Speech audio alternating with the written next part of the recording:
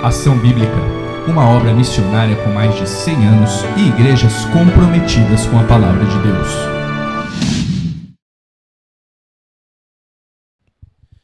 Convido os irmãos a abrirem suas Bíblias em João capítulo 2. O tema da mensagem dessa noite: quando os recursos acabam.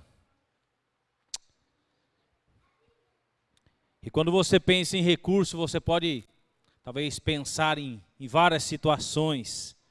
Talvez quando os recursos financeiros acabam, quando a saúde acaba, quando o casamento está por um fio, quando talvez diversas situações você perde a esperança e não consegue enxergar uma solução. Quando os recursos acabam. E essa é a realidade desse texto que nós vamos ler nessa noite. Eu projetei aqui João capítulo 2, dos versículos 1 a 10, que nos diz assim a palavra do Senhor: no terceiro dia, houve um casamento em Caná da Galileia. A mãe de Jesus estava ali. Jesus e seus discípulos também haviam sido convidados para o casamento. Tendo acabado o vinho, a mãe de Jesus lhe disse: eles não têm mais vinho. Respondeu Jesus: que temos nós em comum, mulher? A minha hora ainda não chegou. Sua mãe disse aos seus serviçais: façam tudo o que ele lhes mandar. Ali perto havia 6 potes de pedra, do tipo usado pelos judeus para as purificações cerimoniais. Em cada pote cabia entre 80 e 120 litros. Disse Jesus aos serviçais: encham os potes com água. E os encheram até a borda. Então lhe disse: agora levem um pouco do vinho ao encarregado da festa. Eles assim o fizeram. E o encarregado da festa provou a água que fora transformada em vinho, sem saber de onde este viera, embora o soubessem os serviçais que haviam tirado a água. Então chamou o noivo e disse: todos servem primeiro o melhor vinho, e depois que os convidados já beberam bastante, o vinho inferior é servido, mas você guardou o melhor até agora. Né? Você guardou o melhor até agora. E o verso 11, né? Com este deu Jesus princípios aos sinais da Galileia e a sua glória, e os seus discípulos creram nele. A pergunta é: acabou, né? O que fazer quando acaba? Talvez você já teve muitos momentos na sua vida, ou já passou por situações em que algo acabou. Qual foi a sua reação diante dessa situação? Como você lidou com essa situação? Aqui nós temos um casamento. E um casamento sempre é um grande momento, né? Que tanto o noivo como a noiva sonham. É um evento planejado, né? E no contexto da época, é totalmente diferente dos nossos dias, onde o casamento se tornou uma grande festa, em muitos casos muito cara, né? Tem casamentos aí que custam para mais de 20, 30, 40, 50, e aí não tem limite, né? E muitas vezes os noivos têm que se preparar durante alguns anos, né, para bancar essa festa. No contexto da época, uma festa de casamento durava em torno mais ou menos de 7 dias de festa. Não era apenas um dia, 7 dias de festa. Se casa alguém que for casar no futuro, quiser fazer um casamento com 7 dias de festa, eu participo, estou dentro, né? Estou lá, pode, né? Fazer 7 dias de festa que eu estou lá, né? Os 7 dias celebrando com você. Então, os pais da noiva, os pais do noivo, né, se preparavam. E, para um casamento, você prepara uma lista, né? E eu sei que não é fácil preparar uma lista de casamento, né? Porque você tem lá 500 nomes, mas você tem que reduzir para 100, né? Porque você não tem condição de bancar 500, você tem que reduzir para 100. E como isso é desafiador? Quem que eu vou cortar? Se eu cortar esse aqui, ele vai ficar chateado, pode virar a cara para mim, não querer falar, mas é uma situação difícil, muito difícil, né? Se vocês quiserem fazer que nem no meu casamento e da Tânia, né? Depois da cerimônia na igreja, a gente foi para o fundo da igreja, serviu batata no molho, salgadinho lá para o pessoal, coisa simples, nada de jantar, nada de requinte, né? Uma coisa simples.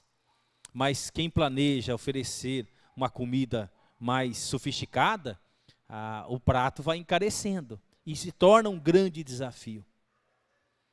Acabou. O que fazer quando acaba? E neste casamento é dito que acabou o vinho. E no contexto da época, para a cultura da época, o vinho, ele era o auge do casamento. Era o ponto alto, né? Para celebrar o casamento. E pensando nessa passagem, em que haviam ali muitos convidados, dentre eles Maria, mãe de Jesus, Jesus e os seus discípulos haviam sido convidados para esta festa de casamento. E este aqui é o primeiro milagre de muitos milagres que Jesus vai realizar ao longo dos seus 3 anos de ministério. E quando eu olho para esse texto, para essa passagem, há 4 verdades que jamais poderão ser esquecidas, que eu gostaria que você pensasse e refletisse, e que ao final desse culto, a minha oração é que a sua vida seja transformada, seja impactada como a minha foi impactada ao olhar para esse texto. A primeira lição, ou a primeira verdade, que não deve ser esquecida: recursos não bancam alegria na vida. Recursos podem te dar uma alegria momentânea, mas ela não banca a sua alegria para sempre. Você pode ter muito dinheiro, você pode ter o melhor plano de saúde, você pode ter a melhor casa, o melhor carro, o melhor eletrodoméstico, o melhor celular do ano. Você pode ter o que for. Eu não estou dizendo que isso eu sou contra isso. Mas isso não traz alegria para a vida. É uma alegria momentânea. Vamos pensar num celular. Você pode comprar aí, nesse Natal, o iPhone 16. Fica todo feliz, né, com a nova tecnologia. Mas o ano que vem eles vão lançar o 17, depois eles vão lançar o 18, o 19, o 20, e o seu vai ficar obsoleto. E aí, você não vai querer mais o 16, você vai querer o 17. E isso é como uma roda viva. Isso não para. E quando eu olho para esse casamento, o planejamento não foi suficiente. Havia um responsável por planejar a festa, que é chamado o mestre-sala. Mestre-sala não é que nem do carnaval, não, tá? Aquele que fica na frente lá da escola de samba. Não é esse mestre-sala, não tem nada a ver. O mestre-sala, no contexto, era o responsável da festa, o organizador.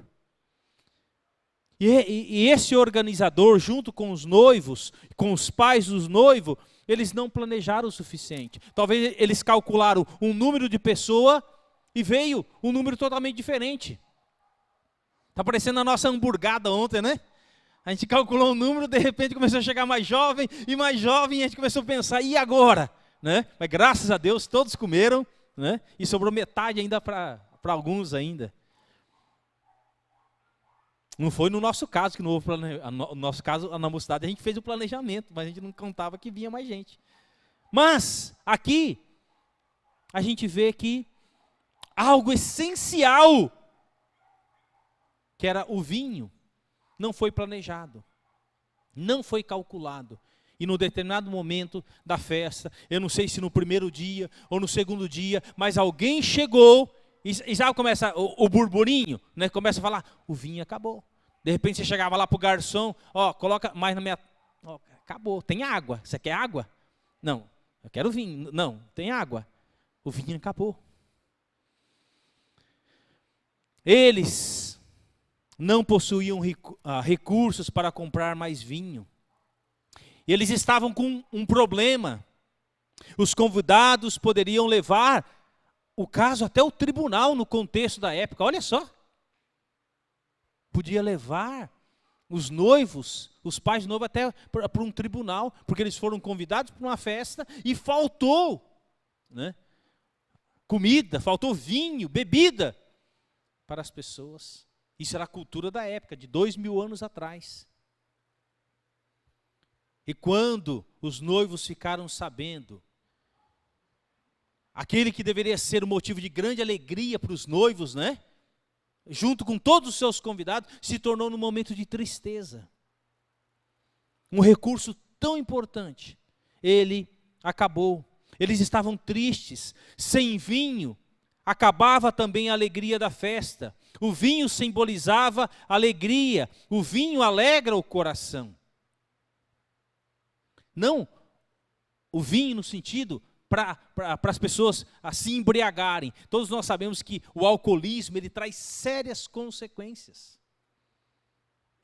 Deus sempre foi contra o alcoolismo, no sentido, a embriaguez e as consequências que isso traz na vida de uma pessoa, na vida de uma família. Quantas famílias destruídas por conta do vício do alcoolismo.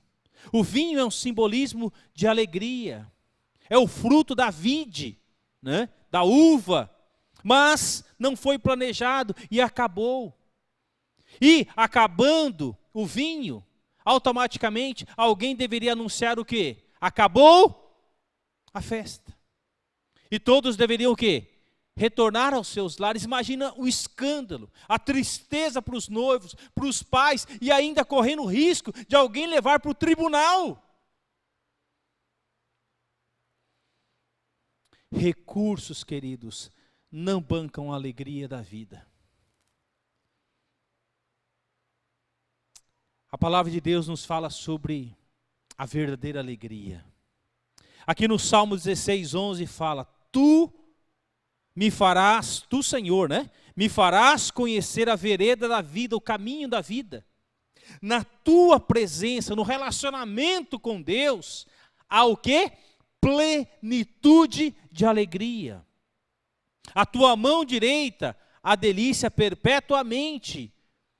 Então, este versículo me ensina que a verdadeira alegria não está em coisas deste mundo, mas está num relacionamento com Deus, com o Criador, pois só Ele pode preencher o nosso coração de alegria. Porque as coisas dessa vida são passageiras. Quando eu e você partirmos desse mundo, nós não levaremos nada. Absolutamente nada. A única coisa que você vai levar é a roupa do corpo que vai apodrecer e os bichos vão comer debaixo da terra. A verdadeira alegria, ela está no Senhor. Quantas pessoas se dizem cristãs, conhecerem a Deus, mas vivem de cabisbaixo, tristes, com semblantes abatidos. Qual é a razão de não experimentarem a verdadeira alegria no Senhor?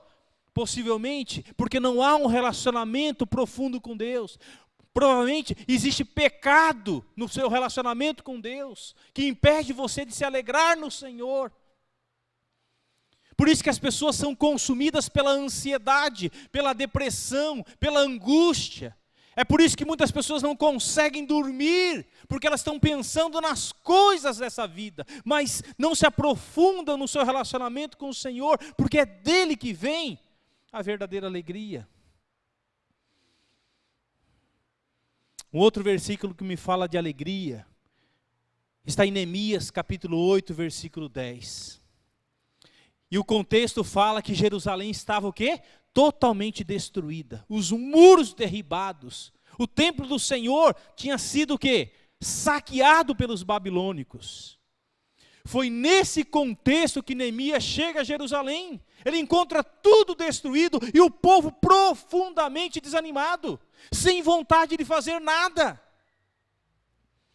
E foi nesse contexto que Neemias então, usado pelo Senhor, ele reconstrói os muros de Jerusalém, em 52 dias. Muito mais do que reconstruir os muros de uma cidade, Neemias trabalha na reconstrução desse povo. E Neemias fala, sabe por que tudo isso aconteceu? Porque vocês se afastaram do Senhor.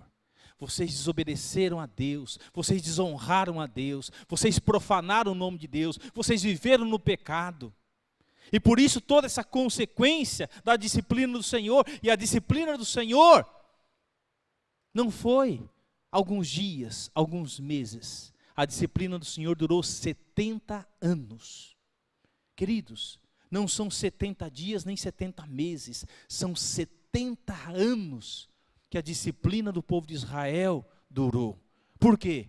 Porque eles decidiram se afastar e andar pelos seus próprios caminhos, buscar a alegria que satisfazia os seus próprios corações, não no Senhor, mas nas coisas da vida. E depois de trabalhar nessa reconstrução dos muros, na reconstrução do povo, Neemias, ele escreve no capítulo 8, diz assim, e Neemias acrescentou, podem sair, comam e bebam do melhor que tiverem, e repartam com os que não têm nada preparado. Este dia é consagrado ao nosso Senhor. Não se entristeçam, porque a alegria do Senhor os fortalecerá.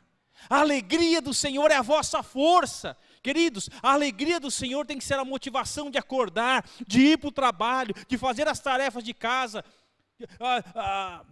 de fortalecer o meu relacionamento com o meu cônjuge, de investir na vida dos meus filhos, de dar testemunho para as pessoas que estão ao meu lado. Se necessário for para um outro país, para qualquer contexto, falar do amor de Jesus, e isso deve ser a motivação do nosso coração diariamente. Então Neemias está dizendo, a alegria do Senhor os fortalecerá. Não é a riqueza que vai te fortalecer, não é a boa comida que vai te fortalecer, mas é o relacionamento com o Senhor que vai te fortalecer. Um outro versículo que me fala sobre alegria é o Salmo 122:1. Alegrei-me quando me disseram, vamos à casa do Senhor. Novamente, fala da reunião do povo de Deus, mas fala de relacionamento com o Senhor.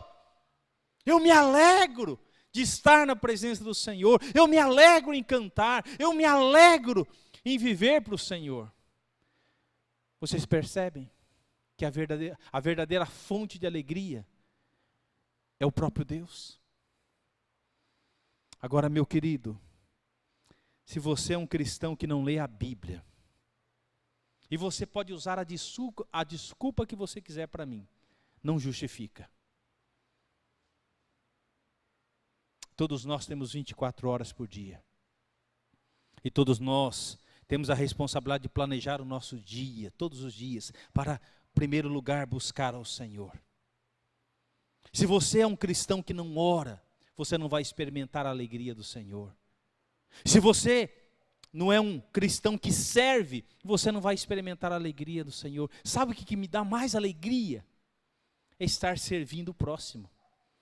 Vocês não sabem a alegria que eu tenho no meu coração, e eu tenho certeza que o Gustavo e a Carol, que estão indo constante comigo na casa de recuperação, eles experimentam isso. Como é gostoso servir as pessoas. Como é gostoso ver as pessoas ao final de um testemunho, de uma música, de uma mensagem, eles estarem chorando, alegres, vindo te agradecer. Porque servir ao Senhor traz grande alegria. Como traz alegria servir ao Senhor. Mas se eu sou um crente esquenta-banco, eu não vou experimentar a alegria do Senhor. A alegria só é experimentada no relacionamento com Deus e quando você está fazendo algo para o Senhor. Voltando para o nosso texto. Segundo lugar, a religião não resolve os problemas das pessoas. A religião nunca resolveu o problema das pessoas. A religião sempre foi uma tentativa do homem de se aproximar de Deus, mas a religião é ineficaz. É ineficaz. E olha que interessante. Quando chegam para Maria e falam: Maria, acabou o vinho. Maria, ela se aproxima do seu filho porque ela sabia quem era seu filho. Ela sabia que ele era Jesus. Jesus ainda não tinha dado início ao seu ministério. Mas ela chega para Jesus e fala: Jesus, o vinho acabou. Em outras palavras, Jesus disse: Maria, mulher, o que nós temos a ver com isso? A culpa não é nossa, o planejamento não foi nosso. Houve um erro, houve uma falha de planejamento. Mas Maria sabia quem era Jesus. E ela chega para aqueles que estavam servindo, para os garçons da festa e fala: olha, se Jesus falar alguma coisa para vocês, façam o que ele disser.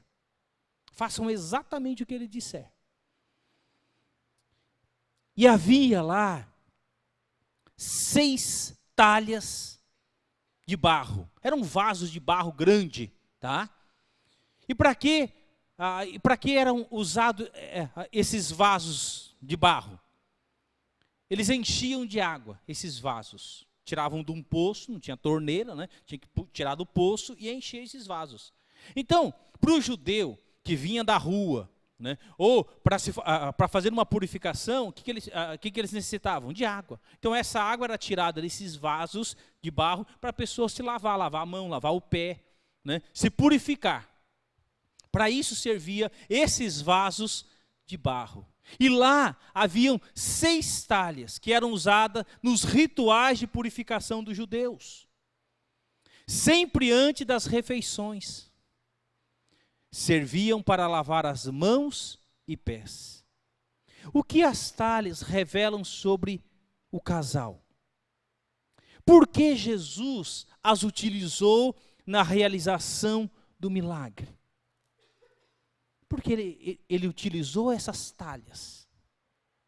Os noivos e seus familiares, eles eram pessoas religiosas.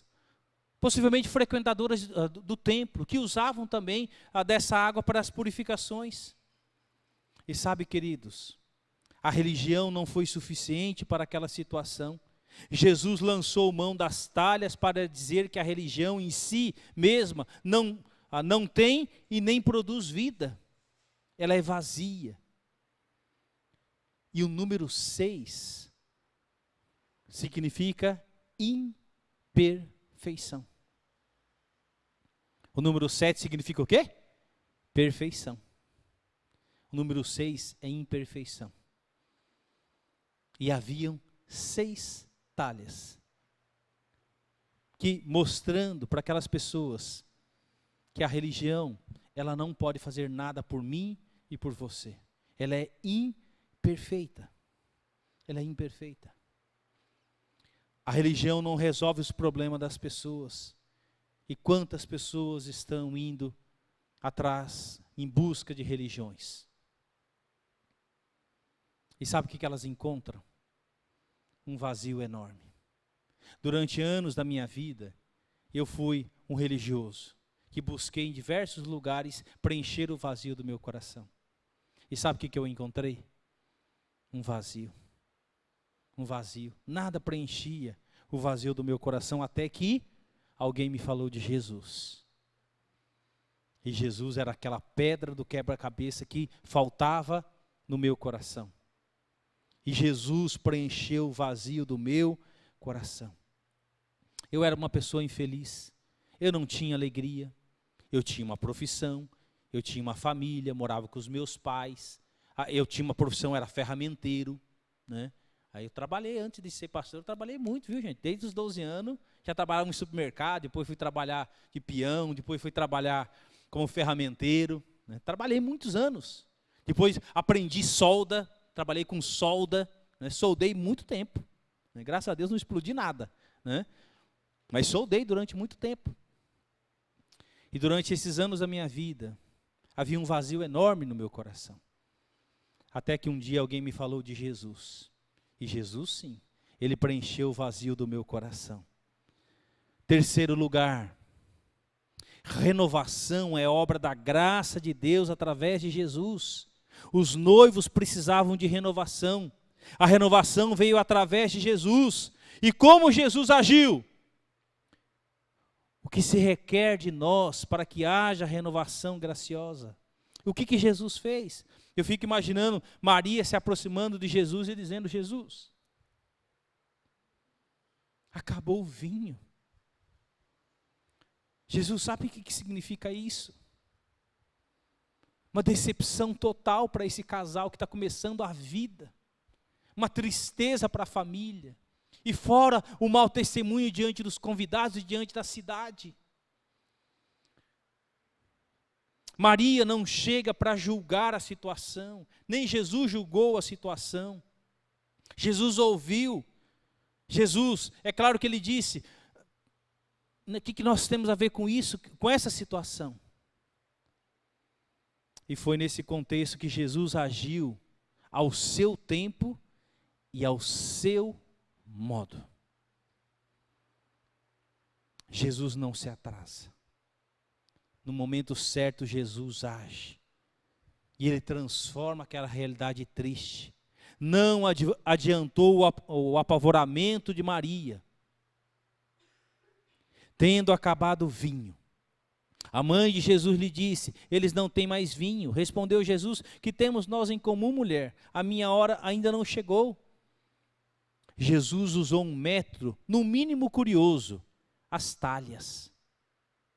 Ali perto haviam 6 potes de pedra, do tipo usado pelos judeus para as purificações cerimoniais. Em cada pote cabiam 80 a 120 litros.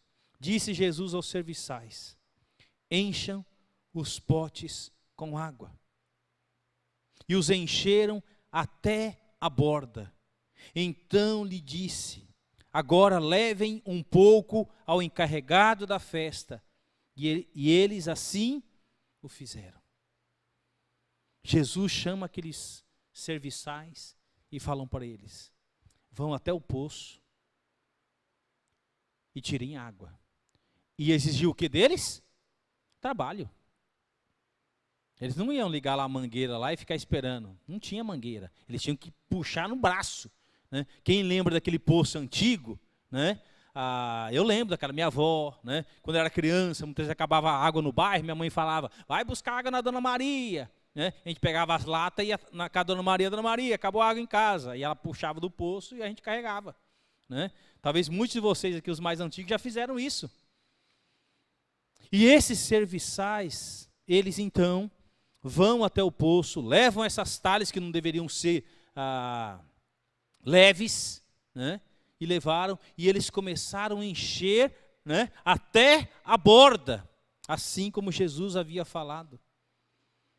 E Jesus então comunicou o seu plano de ação. Os serviçais precisavam estar o quê? Atentos.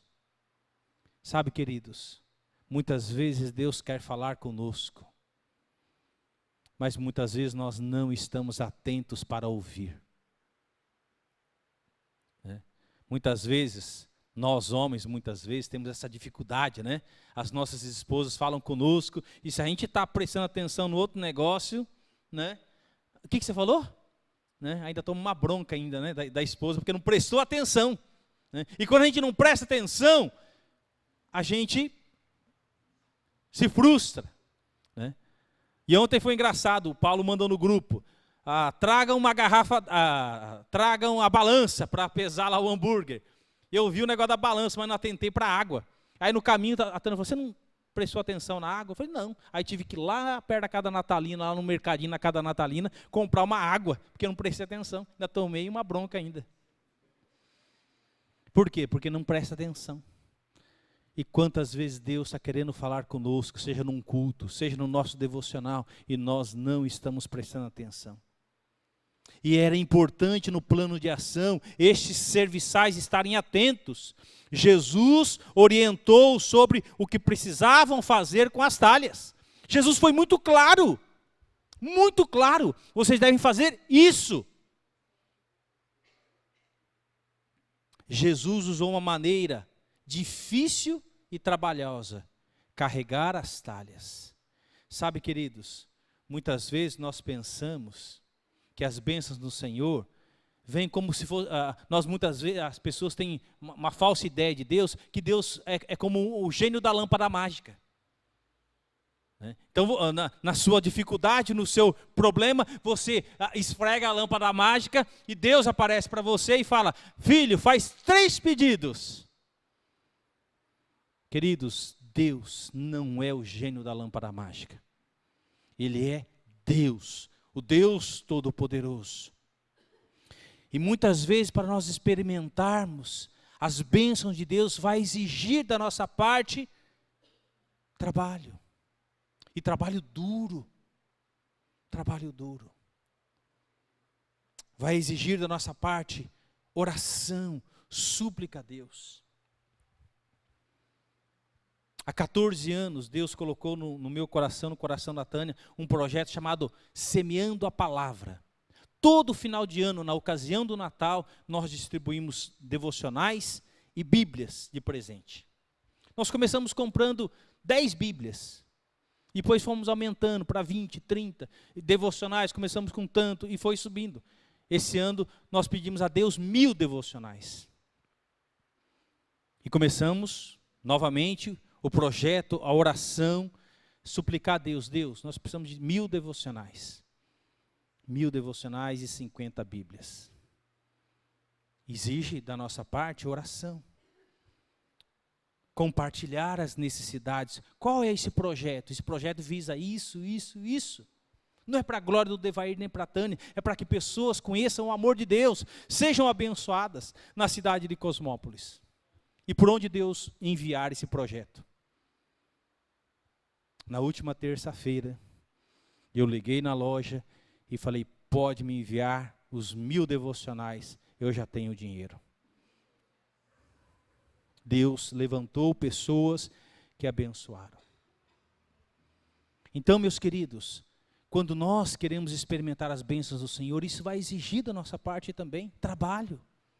Muitas pessoas que pensam que é só sentar e, com uma lâmpada mágica: Senhor, faça isso para mim. Como se Deus fosse, você fosse,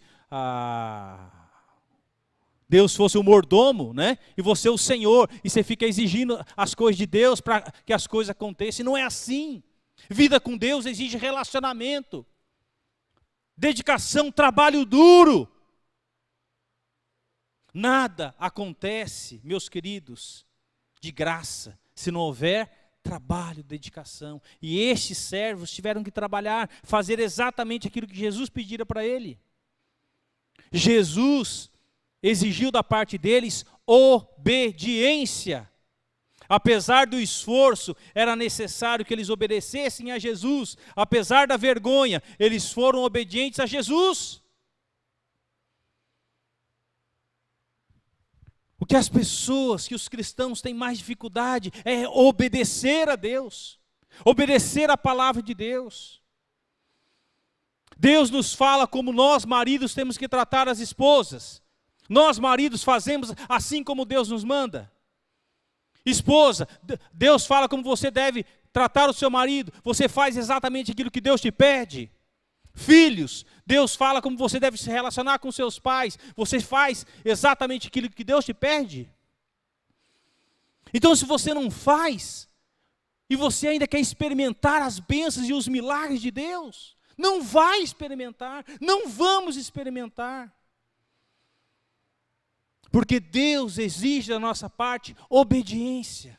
E quando nós obedecemos, Deus tem prazer em abençoar. Pensa no seu relacionamento com seus filhos. Quando seus filhos são obedientes, você não tem prazer de dar um presente, uma recompensa para ele? Claro! Mas quando seus filhos são desobedientes, você tem vontade Não, você não tem vontade. Deus exige obediência. Imagina que para aqueles servos não era fácil pegar aquelas talhas, levar até o poço e começar a encher de água aquelas talhas. Gente, não era 5 litros não, era de 80 a 120 litros. Imagina quantas baldadas no poço, e puxa, e puxa, e puxa. E eram 6 talhas. Então faz um cálculo, era mais de 600 litros que eles tinham que encher. E eles assim o fizeram. Sem mesmo terem ouvido nada a respeito de Jesus e nenhum milagre a respeito de Jesus. Aqueles homens simplesmente confiaram na palavra de um homem, sem saber quem ele era. Talvez um dos servos fale: você é retardado, você é louco? Você quer que a gente vá lá no poço, pegar água e encher as talhas para servir água para o povo? Mas o texto fala que esses serventes fizeram exatamente como ele falara. Mesmo eles não tendo ouvido ou visto nenhum milagre de Jesus, queridos, a voz de Jesus era uma voz de autoridade. Eu fico imaginando Jesus falando, aqueles homens ouvindo. Talvez se fosse eu, Devair, falando com eles, eles iriam dar risada na minha cara. Mas Jesus, por ser Ele Deus, na sua voz de autoridade, Ele fala para aqueles homens, e aqueles homens obedecem. E o que acontece? Jesus requereu fé. Enquanto faziam tudo, os serventes tiveram que ter fé ao que Jesus lhe pedia para fazer. Agiram no escuro, mas direcionados pela fé. Muitos dizem que fé é um salto no escuro. Eu digo para você, se você der um salto no escuro, você vai se arrebentar. Fé é a convicção que você, que eu temos na palavra de Deus, na promessa de Deus. E a palavra de Deus, se você não sabia, ela tem mais de 3.000 promessas. 3.000 promessas que Deus quer cumprir, que vai cumprir. Mateus fala que vai passar o céu, vai passar a terra, eu vou passar, você vai passar, mas a sua palavra não passará, ele vai cumprir exatamente como ele disse. Queridos, se nós queremos provar de milagres e das bênçãos do Senhor, nós temos que ter uma atitude de fé. Não é como muitas igrejas ensinam seus fiéis nos nossos dias. Você tem que decretar, você tem que reivindicar diante de Deus. Você tem que fazer campanhas, a campanha do pulinho, a campanha não sei do que, para você alcançar as coisas de Deus. Não é assim o relacionamento com Deus. Deus não precisa de campanha, Deus não precisa de pulinho, Deus não precisa que você torça o braço dele. Deus espera de mim, de você, apenas fé, confiança. Confiança. Se eu pedisse para você vir aqui na frente e me contasse pelo menos um milagre que você experimentou nos últimos dias da sua vida, você viria aqui na frente e contaria? Ou você vive de experiências, de coisas que aconteceu há 10, 15, 20, 30 anos atrás? A vida cristã, ela é viva, ela é ativa. Nós precisamos ter fé. Fé em Deus, fé na sua palavra. E Ele tudo pode. Em um mês, a Tânia fez seus exames de saúde. E 2 médicos, um falou: você está com pré-diabetes. Você precisa começar a tomar remédio para diabetes. E ela comprou remédio, estava tomando para diabetes. Ficou angustiada. Fez os exames cardiológicos, o cardiologista falou: tem um problema aí no seu coração. Você precisa fazer um outro exame. para provar se realmente você está com esse problema ou não. Falei para a Tânia, como nós sempre fizemos, vamos orar ao nosso Deus. Se for constatado, nós vamos tratar, e se tiver que conviver com isso para o resto da vida, nós vamos conviver, nós vamos aprender a viver com isso. E orando a Deus, buscando a Deus todos os dias. Essa semana ela passou com a médica especialista em diabetes. E ela pegou os exames da Tânia e disse: Tânia, você não tem nada. Ontem ela foi no cardiologista à tarde. Fez o exame lá, ecografia com esteira. E o médico falou: você não tem nada. Então, meus queridos, a fé, ela tem que ser uma fé viva. E se tivesse também, Deus iria nos ensinar a viver com isso. Porque Ele é fiel. Esses homens tiveram fé. E qual foi o resultado? Resultado do milagre de Jesus: intimidade para desfrutar. E o encarregado da festa provou a água que fora transformada em vinho, sem saber de onde viera, embora soubessem os serviçais que haviam tirado a água. Jesus falou: quando vocês encherem, pega a cuia e leva para o mestre sala, para o responsável da festa, chama ele num canto e fala: ó, prova aqui. E esse homem provou. Os serviçais sabiam que eles tinham que tirar do quê? Água. A água do poço. Mas quando o mestre sala provou, falou: uau! É o vinho do Porto? Né? É o melhor vinho que eu já experimentei na minha vida. E ele ainda vai falar, ó, negócio seguinte, na festa, quando tem as festas de casamento, o que acontece? No começo oferece o vinho do Porto, né? Umas garrafas, o pessoal vai bebendo e tal. Mas lá pro meio da festa o pessoal já está meio, né? Aí você coloca o sangue de boi, aqueles de garrafão, né? Antigão, R$5. Aí você vai dando pro povo para nem descobrir a diferença do sangue de boi pro vinho do Porto. Mas aqui é diferente. Vocês servem o melhor vinho no final. Porque aquilo que Jesus faz, querido, é extremamente especial e é o melhor. E o milagre que Jesus realiza na nossa vida não é qualquer coisa, é o melhor. É o melhor. Jesus nunca faz algo pela metade. Ele faz algo completo. Ele transforma qualquer realidade que seja. Quando nós, pela fé, decidimos obedecer a Jesus, esperança para viver. Então chamou o noivo e disse, com o coração cheio de alegria, porque o coração daquele mestre sala devia estar profundamente angustiado e se sentindo culpado. Mas agora o seu coração está cheio de alegria, porque ele provou do vinho que Jesus transformou da água. E ele chama o noivo e fala. Então chamou o noivo e disse, todos servem primeiro o melhor vinho, e depois que os convidados já beberam bastante, o vinho inferior é servido. Mas você guardou o melhor até agora. Nem o noivo sabia, sabia que o melhor estava guardado. Fé para prosseguir. Então, com este milagre, este sinal miraculoso em Caná da Galileia foi o primeiro que Jesus realizou. E sabe qual foi o resultado? Os seus discípulos creram nele. Creram. Ele é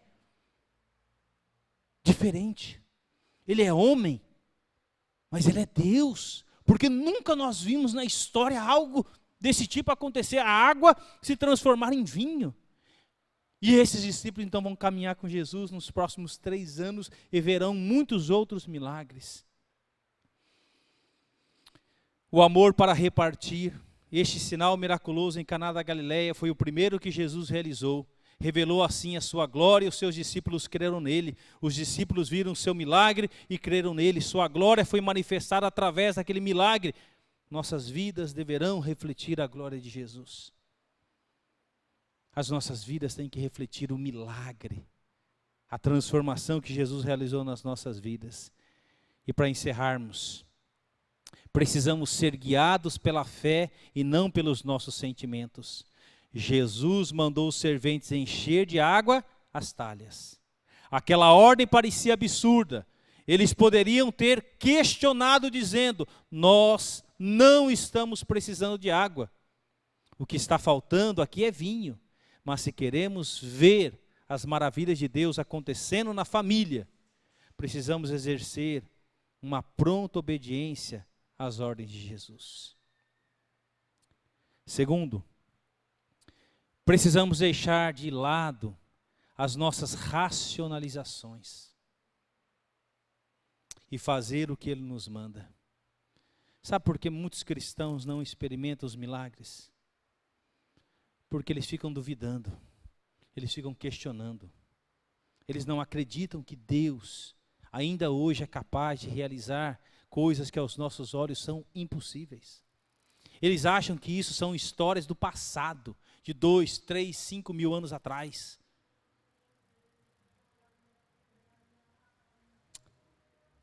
Sempre que o casal se dispõe a obedecer a palavra de Deus, o vinho da alegria começa a jorrar de novo dentro do lar. Aqueles serventes não questionaram, não relutaram, nem duvidaram da ordem de Jesus, eles obedeceram prontamente. Eles creram e agiram. Eles encheram de água as talhas, eles levaram a água ao mestre-sala. Mas quando este enfiou a cuia dentro da água, o milagre aconteceu, a água se transformou em vinho. Eu fico imaginando aqueles serventes olhando para aquelas talhas e eles estavam vendo o quê? Água. Simplesmente água.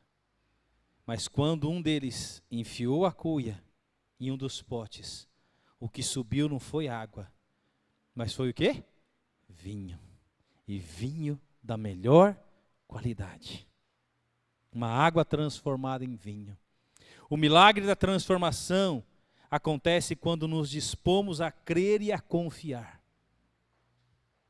Quando fazemos o que Jesus ordena, mesmo que a nossa razão não consiga explicar, experimentamos as maravilhas divinas.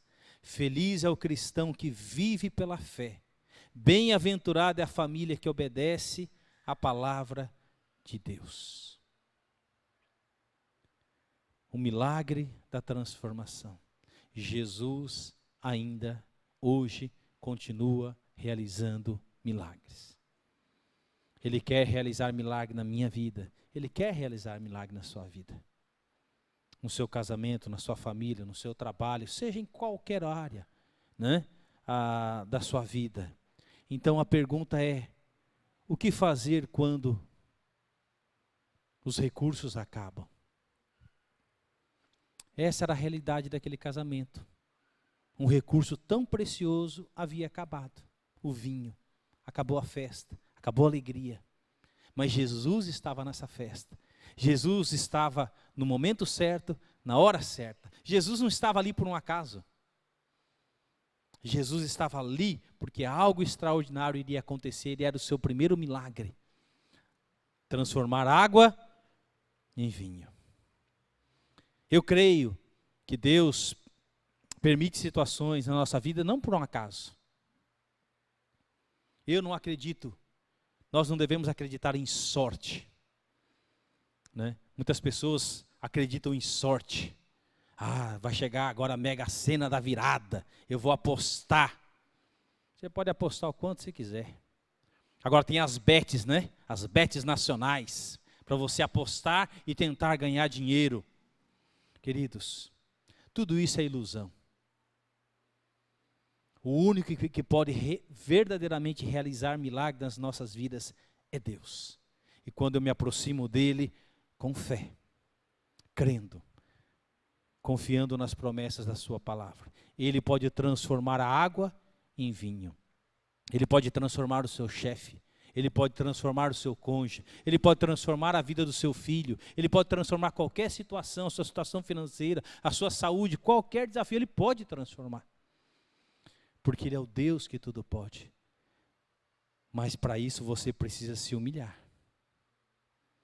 Para isso você precisa deixar o seu orgulho de lado e se humilhar diante de Deus e se ajoelhar diante de Deus e clamar. E esperar nele. Não é no seu tempo. Lembre-se, Deus não é o gênio da lâmpada mágica que você esfrega, Ele aparece e a coisa acontece. Tudo tem o tempo de Deus. Quando Deus disse para Abraão e Sara, eu vou dar para vocês um filho, e a descendência de vocês vai ser como as estrelas do céu, e como a areia do mar. Abraão tinha 75 anos, e sua esposa tinha 65. Sabe quanto tempo ainda levou para Sara segurar o bebê no colo?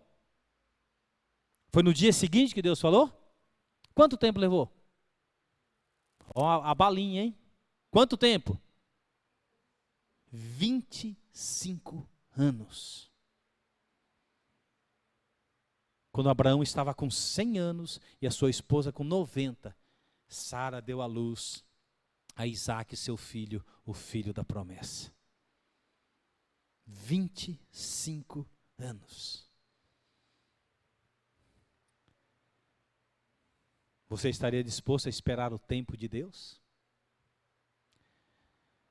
Por isso que os crentes não têm paciência. Por isso que os crentes andam deprimidos, angustiados, ansiosos, apreensivos, porque eles não têm fé e não sabem esperar pelo agir de Deus. Aquilo que Deus prometeu, Ele é fiel e Ele cumpre. Acabou. O que fazer quando acaba? O que você faz quando acaba? Você coloca, você culpa alguém? Porque é muito fácil. Quando acaba alguma coisa, é muito fácil você culpar alguém. Dificilmente você olha para você mesmo e fala, não, o erro é meu. Você quer acusar alguém. Porque acabou. Muitas vezes acabou porque o erro é seu. A falha é sua. Você não planejou, você não confiou, você não dependeu de Deus, você não orou, você não se humilhou diante de Deus. Então, diante de uma decisão, você simplesmente entrou e fez. Mas você não orou antes. Senhor, é da tua vontade eu entrar nesse emprego? É da tua vontade eu comprar isso ou aquilo outro? Você tem que orar. Você tem que confiar em Deus. E Deus não falha. Deus não falha. Feche seus olhos, vamos orar. Senhor Deus, obrigado pela tua palavra, Senhor, que nos mostram que quando os recursos acabam, Senhor, como nós reagimos às situações. E é tão fácil, Senhor, quando algo dá errado, é tão fácil nós querermos acusar as pessoas. A culpa é do governo, a culpa é do diabo, a culpa é do meu cônjuge, dos meus filhos. A culpa é do prefeito da cidade. Nós sempre queremos nos justificar diante dos nossos próprios erros. Eu imagino que o coração daquele mestre Sala estava arrasado diante da situação. Eu imagino que quando a notícia chegou para os noivos, eles ficaram arrasados, porque era a festa de casamento deles. Mas Jesus não estava ali por um acaso. Jesus estava ali no momento certo e na hora certa. E quando Maria soube da situação, Maria não se desesperou. Maria foi até a pessoa certa, que era o seu filho Jesus, porque ela sabia que ele, e somente ele, era a única solução para aquela festa, para trazer alegria novamente àquela festa. E Maria disse para aqueles serventes, faça exatamente aquilo que ele pediu para vocês. E aqueles serventes fizeram exatamente aquilo que Jesus pediu. Com fé, com trabalho. Eles foram lá, tiraram aquela água, encheram aqueles potes.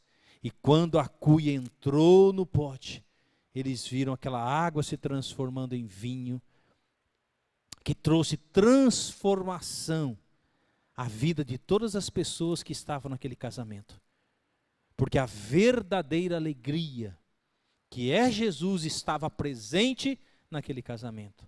E o texto fala que muitos creram nele e passaram a seguir a Jesus. Queridos, Jesus não se impressiona com a nossa religiosidade. Jesus não se impressiona com a nossa frequência à igreja. Jesus não se impressiona com a quantidade de dinheiro que eu possa ofertar. Jesus não se impressiona se eu choro ou não choro no momento do cântico. Jesus não se impressiona com a nossa religiosidade. O que impressiona o nosso Deus, o que toca o seu coração, é a fé genuína, é a fé verdadeira. Então eu te desafio nesta noite, meu querido, a vir a Jesus, se humilhar diante dele e dizer: Senhor Jesus, tem misericórdia de mim. Porque por muitas vezes eu sou incrédulo, eu duvido, eu questiono. Eu não separo tempo de comunhão com o Senhor, de oração. E quando as situações acontecem, eu sou tentado a acusar, a culpar as pessoas, ou mesmo a mim mesmo. Mas nesta noite, Senhor, eu quero rogar que o Senhor realize um milagre no meu coração. E que o Senhor possa me transformar nesta noite. E encher o meu coração da verdadeira alegria que vem do Senhor. E que eu possa, Senhor, na minha caminhada, dia a dia, experimentar esses milagres do Senhor. Porque o Senhor continua sendo bom, o Senhor continua sendo Deus, o Senhor continua agindo na história. O Senhor quer de mim, de nós, uma fé genuína. Eu oro em nome de Jesus, Senhor, que cada um se humilhe, deixe o orgulho de lado, pare, fuja do pecado, confesse os pecados, seja ele o que for, se arrependa, se humilha, se santifique, até para tomar a ceia, comer do pão e beber do cálice. Porque se você comer do pão e beber do cálice de maneira indigna, você trará juízo de Deus sobre a sua vida. Deus se alegra quando existe em nós uma fé genuína, uma confiança no Senhor e nas suas promessas. Oh, meu Deus, que nessa noite a água possa ser transformada em vinho. Oh Deus, seja em qualquer área que nós estejamos precisando do teu agir. Eu oro em nome de Jesus para a tua glória, Senhor. Amém. Ação Bíblica, uma obra missionária com mais de 100 anos e igrejas comprometidas com a palavra de Deus.